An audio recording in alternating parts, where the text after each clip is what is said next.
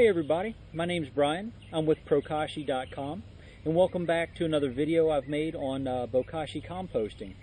Today's video I want to talk to you about what do you do when you've collected all of your scraps from the kitchen or wherever. You've faithfully layered them, put your wheat bran or rice bran on there, anything that you're using to transfer the microorganisms to the food in the bucket so that it gets pickled, fermented, and preserved. What do you do? So today we're in Lawrenceville, Georgia. It's 90 degrees. It's a nice breeze out, but still pretty hot in the shade. And it's a perfect time to show you what do we do. So today I'm going to take a full bucket of Bokashi compost. These were all kitchen scraps that came out of my house, following the methods that you'll see on my website, Bokashi.com. And we will drain the bucket. We'll pour out the contents, mix it with some soil, and bury it in the garden. And then I will show you an alternative method to using the Bokashi compost that I did a couple weeks ago. I had some vegetables growing in the garden. I had some lettuce, and I didn't want to dig that up to put some compost or Bokashi in. So what I did is I took a bucket or a box and mixed the food waste with some soil and put it in there and let it break down. I'm going to show you the results of that. Basically, I made a soil generator, and it's something you can do as well.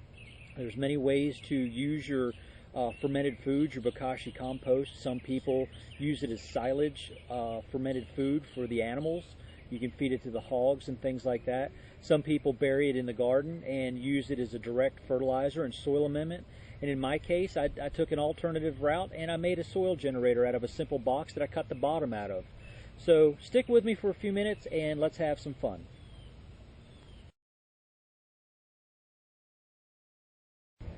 Okay guys, here I have my Bokashi bucket, just a normal 4-gallon square bucket that I use.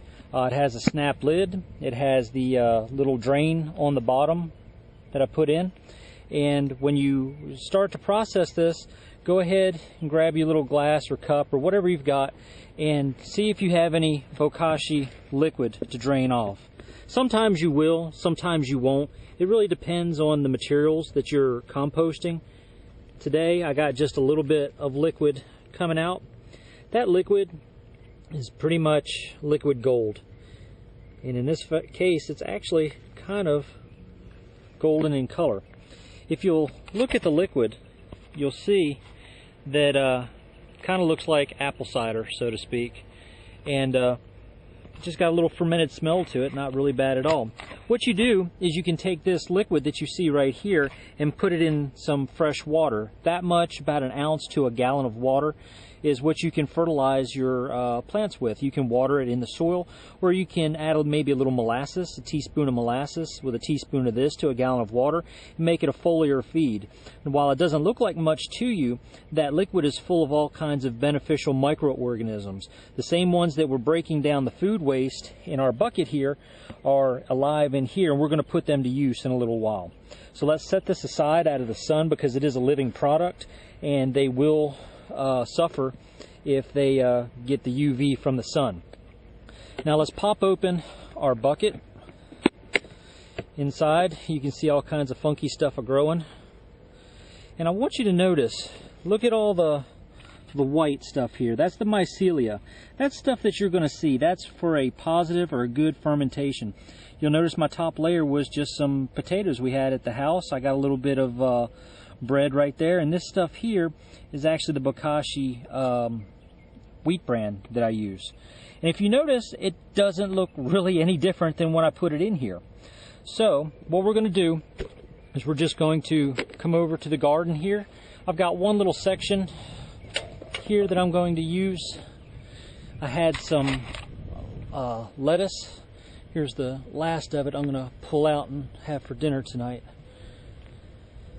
This is some stuff that grew back after I pulled everything else out. So, get rid of a few little pieces of grass here. And let's start. I'm going to take a fork because the soil is so soft. I've amended it a couple times, but the soil is so soft I can just turn it with a fork. And I'm going to make a hole or a ditch in the middle. Something about 8 to 12 inches deep to bury my Bokashi with, and you can see some of the worms hanging out. And you can see it's dry, but still the worms are here. Here they are. There's a guy right here. They obviously are not going to like... Where do you go? They're obviously not going to like... Here you go. Look at this. 90 degrees out and just under the soil. There you go. There's your worms. They're not going to like the sun very much, but we got to get some Bokashi in here. So let's dig us a real quick hole. Again, all you want to do is just make you a trench or something to bury the Bokashi in. And you want to make it, I don't know, anywhere between 8 and 12 inches deep. You may have to set some soil to the side to make your hole. Because remember, every time you do this, and I've done this a few times, you're adding organic matter, so you're making more stuff. Alrighty, let's set this out of the way. I'm going to take my bucket. I'm just going to dump it in here, guys. It's really just that simple. It's not rocket science. Look at that. He's a big old fat happy one. He's about to get fed. So, let's take our bucket, pour it out. And if you look at the Bokashi, you would say, oh my God, that's got to stink to high heaven. But really, guys, it doesn't. It just has a pickled fermented smell. That's it. And you're pretty much looking at a timeline of what we had for dinner. You would say, well, you know, Brian, here we're composting. This doesn't look like the dark brown and black stuff that I'm used to seeing. No, it doesn't. Remember, Bokashi is a fermentation process. We are pickling, guys. We are preserving. We have a collection phase of the food. And during that collection phase, we don't want it to putrefy or go bad, so we pickle it with the wheat bran. And you can see maybe some of the wheat bran around in here. Poor worm right there, he's hating the sun. And you can see leeks. We must have had soup then. You got potato salad, so that was a cookout day. Some carrots, that was a steak night. And all we're going to do now is take this and mix some soil with it. That's it, guys. And the reason we mix the soil is that this process to this point has been anaerobic, without air. And by mixing the soil with it, we're adding or introducing all kinds of other soil microorganisms. And these microorganisms are going to take it from the pre-digested, sorry about that, buddy. Well, actually, he should be happy. He's getting a feast. We're taking it from the pre-digested stage. This food is pre-digested. It is pre-chewed. These worms, in a couple hours, will infest this food, and they will continue to break it down for us. As you can see, it's nothing special, no rocket science here, guys. You get a weed in there, so what? It'll compost down too. Cover it over with the soil, and guys, that's it. That is Bokashi composting right there. What's happening right now is that as we speak, that pre-digested food is being picked up and sensed by the microorganisms in this soil. This soil, even though it's dry, is alive. You have primary decomposers, your micro guys. That's your bacteria, your fungi, your acetomycetes, or actinomycetes, my bad.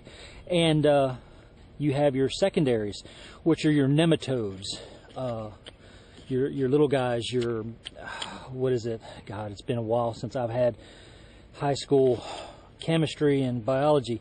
You've got your protozoas, your ciliates, and stuff like that. That's the next bigger set of organisms that are going to feast on this. And then on top of them, you will have your nematodes, you'll have your worms, and you'll have springtails, roly-poly bugs. Everybody's going to come in here and they're going to feast on it. So really, guys, there you go. That's it. We went from a full bucket to draining it, to digging a little hole, to burying it. You're like, okay, that doesn't look very impressive. Well, maybe it's not. At least on the camera it's not, but in real life, what you're going to notice is in 2 weeks, you're going to be able to plant on top of that. And in 2 weeks, you're going to have some incredible soil. If you look at my other video, Bokashi compost in a raised bed, you'll see the number of worms that came out of just a little 2x2 raised bed. It's really incredible. So I told you this is how the traditional way is of using the Bokashi compost. You collect it, ferment it, and then you bury it. And I told you there was an alternative method. Let's go take care of that right now.